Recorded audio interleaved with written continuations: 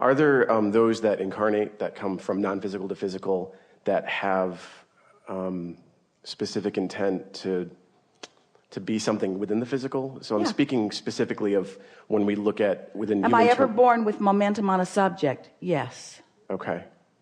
Got it.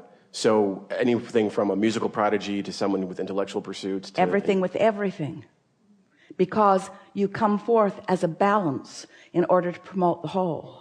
But how do we choose from non-physical where we're carving out our space in physical, or do we? You don't, because you trust the process so. Yeah. Because from the non-physical, you're focused upon the non-tangible, non-expressible, non-word vibration. At seminar before last, we ended with no words. Just projected a true emotion of fun. And Esther interpreted it with hysterical laughter. It embarrassed her when she watched the playback of it a little bit. But we were wanting to make the point that when you are trading in the frequencies or in the currency of vibration, that it is the emotion of it that is at the basis of it. That's what you're reaching for. Emotion is the purest component of vibration.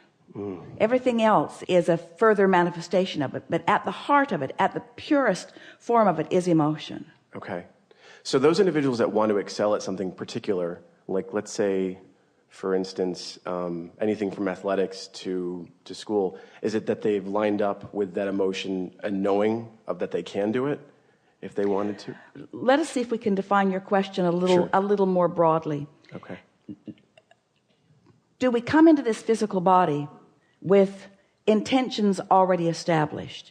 Yes, but they are, for the most part, general intentions. As you sift through the details of your life, you are exposed to the variety that then helps you to frame your further desires. So you pick those intentions up along your physical trail. Okay. If you are aware of your emotional integrity, then you don't get off on very many wild goose chases, because there just are things that have the potential of satisfying those emotional endeavors or intentions better than others. You see, happiness is possible under all conditions, and success is possible under all conditions. But finding something that suits you, let's start in another place. We didn't talk about this today, but if you've been listening to us for a while, you've heard it many times. We're going to apply it specifically to this question. So you were source energy before you came into this physical body, and a part of you came here, and the larger part of you remained non-physical vibration. So here you are in your physical body, sifting through, knowing what you don't want, knowing what you do want. And this sifting process is really at the heart of what you're talking about here, because through that's when you sort of discover what feels best to you and who you are, what you don't want, what you do want, what you don't want, what you do want, on all levels of your being. We could spend days and days and days just talking about what that sifting process affords you.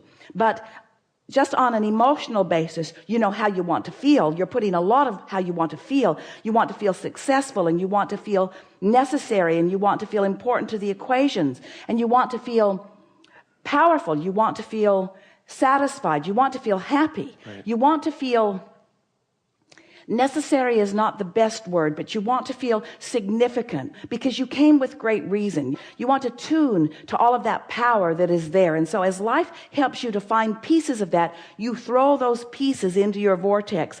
Only now you assign to them characteristics of a physical nature, that you weren't able to assign from the non-physical perspective, because it takes that individual sifting and sorting.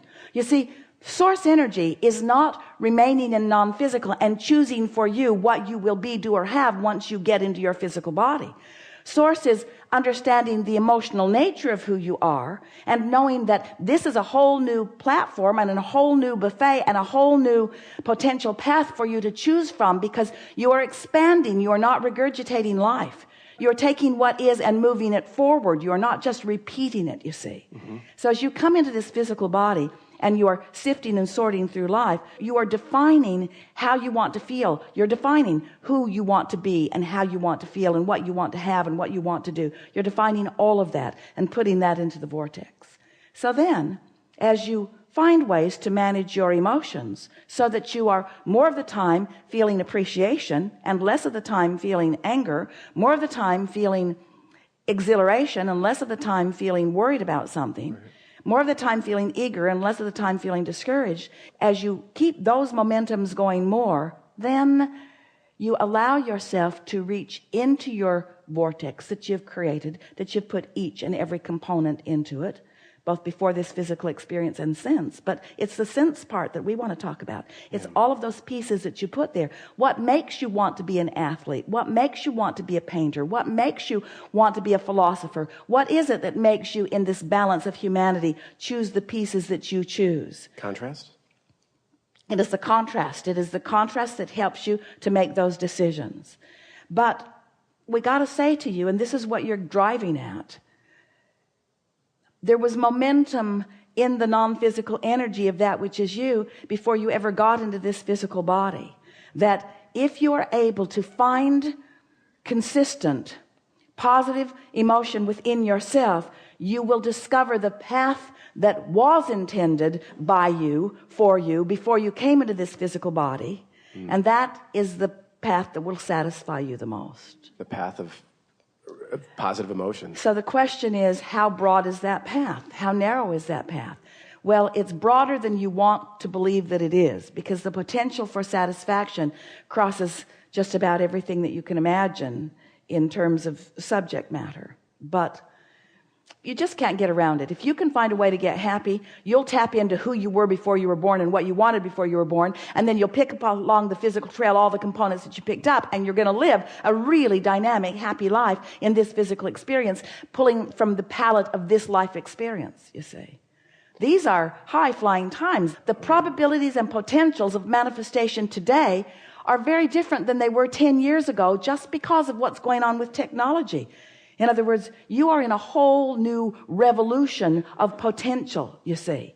And yet the source within you knew about that probability even before you got here. Not the details of it, but the probabilities of it. So you're ready for whatever this time-space reality can inspire within you.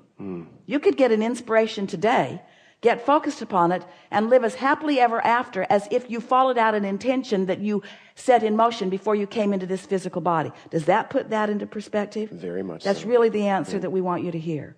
Okay. You're giving birth to ideas and desires so powerfully right now in this time-space reality that when you line up with them, your happiness is assured. Ooh, we really like that. Yeah.